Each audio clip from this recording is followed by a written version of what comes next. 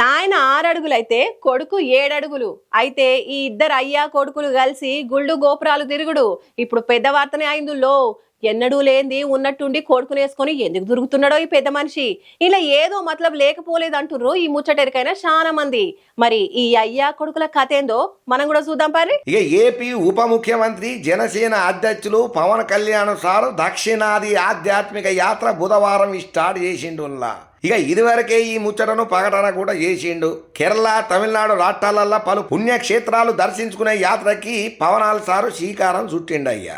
ఇక ఇంట్లో భాగంగా కేరళలోని కొచ్చి విమానాశ్రయానికి బుధవారం పొద్దుగాల చేరుకున్నాడు. ఇక కొచ్చి సమీపంలో ఉన్నటువంటి శ్రీ అగస్త్య మహర్షి గుడిని కూడా AP deputy CM Pawan Kalyan sir దర్శనం చేసుకున్నాడు అయ్యా. ఇక అక్కడ గుళ్ళ ప్రత్యేక పూజలను చేసిన తర్వాత అర్చకుల నుంచి తీర్థ ప్రసాదాలను కూడా స్వీకరణ చేసిండు. ఇక ఎన్డీఏ కూటమి ప్రభుత్వం ఏర్పడ్డ తర్వాత సనాతన ధర్మం హిందూ ధర్మం మీద ఫోకస్ చేసి రాజకీయాలు చేస్తున్నారు. ఇక తమిళ డిప్యూటీ సీఎం స్టాలిన్ తోని సనాతన పోరు మొదలైందనే చెప్తున్నారు.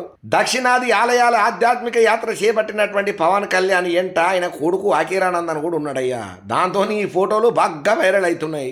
రాజకీయాలకు పిల్లల్ని దూరంగా ఉండాలని చెప్పి పదే పదే చెప్పే పవన్ కళ్యాణ్ సనాతన పాలిటిక్స్ చేస్తున్నారని చెప్పి విమర్శలు అయితే గుప్పమని వస్తూనే ఉన్నాయ్యా. దీనికి తోడు ఆలయాల సందర్శనలల్లా ఆయన ఎంట అఖీరాను తీసుకుపోడు ఇప్పుడు ఆ టాపిక్ అవుతున్నది. అంటే చిన్నప్పటి నుంచే రాజకీయాలను నీ కొడుకు నేర్పిస్తున్నావా అంటే నీ రాజకీయ వారసుడు అఖీరానందనేనా అని చెప్పి కొంచెం ప్రతిపక్షాలు గగ్గోలు కూడా పెడుతున్నాయ్యా. అయితే గతంలో ఆయన ఇద్దరు కూతుళ్లతో కలిసి ఆలయాల దర్శనాలకు వెళ్ళినటువంటి పవన్ కళ్యాణ్ రీసెంట్ గా కేరళ తమిళనాడు ఆలయాల పర్యటనకు కొడుకు అఖీరానందన్ను ఎంట దిప్పుతుండుతోని ఇప్పుడు ఈ ముచ్చట పెద్ద ఆ టాపిక్ అవుతుంది సోషల్ మీడియాలో. మరి దీని మీద పవనాల్ సార్ ఎట్లా రియాక్ట్ అవుతాడో ఇక ప్రతిపక్షాలు అయితే గట్టిగానే గరానికి వస్తున్నాయి.